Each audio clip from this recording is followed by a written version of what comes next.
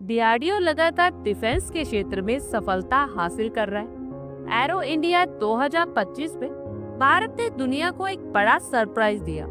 DRDO ने पहली बार 100% स्वदेशी एयर डिफेंस सिस्टम को अनवील किया है।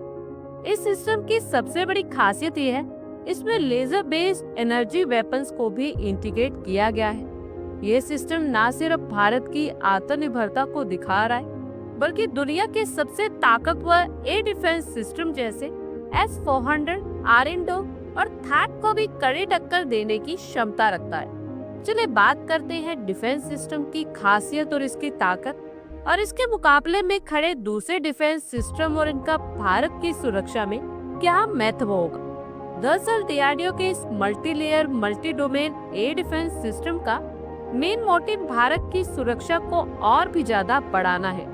ये सिस्टम किसी भी प्रकार के हवाई हमले से देश की रक्षा करने में सक्षम होगा, चाहे वो ड्रोन, मिसाइल, फाइटर जेट्स या फिर हाइपरसोनिक वेपन्स ही क्यों ना हो। ये सिस्टम 3 मेन यूनिट्स में बटा हुआ है।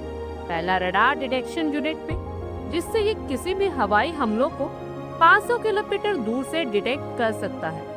इसका नेत्रा AEW&CS यानी airborne early warning and control system को इंटीग्रेट किया गया है, जो कि भारत का सबसे एडवांस सर्विलेंस सिस्टम है। दूसरा है battle management and control units. इससे ये यूनिट्स थ्रेट एनालिसिस करके तय करती है कि अटैक्स को कैसे काउंटर किया जाए।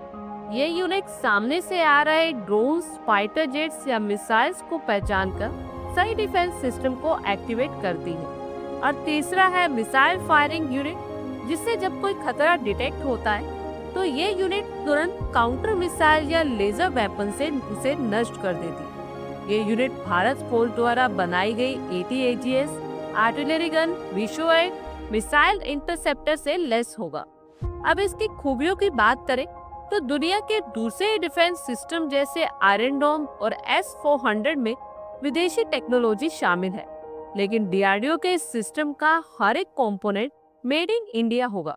इस सिस्टम में लेजर वेपन को भी इंटीग्रेट किया गया है, जो कि S-400 और आयरन डोम में नहीं है। लेजर वेपन की मदद से हाइपरसोनिक मिसाइल्स, ड्रोन्स और हेलीकॉप्टर्स को सेकंड में नष्ट किया जा सकता है। ये जमीन, हवा और समुद्र तीनों जगह से होने वाले हमलों को रोक सकता है। इस सिस्टम को nano technology based light weight material से बनाया गया है, जिससे ये ज्यादा अच्छी परफॉर्मेंस देने वाला है। इस सिस्टम को तैयार करने में डीआरडीओ के साथ Adani defence, Tata advance system और भारत फोर्ज जैसी प्राइवेट कंपनीज ने भी अपना योगदान दिया है। खैर कुछ भी हो, डीआरडीओ ने इस एयर डिफेंस सिस्टम के जरिए दुनिया को मैसेज दिया है कि अब भारत सिर्फ हथियार खरीदने वाला देश नहीं, बल्कि हथियार बनाने वाला देश भी बन चुका है। डीआरडीओ की इस सफलता पर आप लोगों की क्या कुछ राय कमेंट बॉक्स में शेयर करें। आई होप आपको हमारी ये वीडियो अच्छी लगी होगी और आगे भी इसी तरह के अपडेट्स के लिए हमारे चैनल को जरूर सब्सक्राइब करें। धन्यवाद।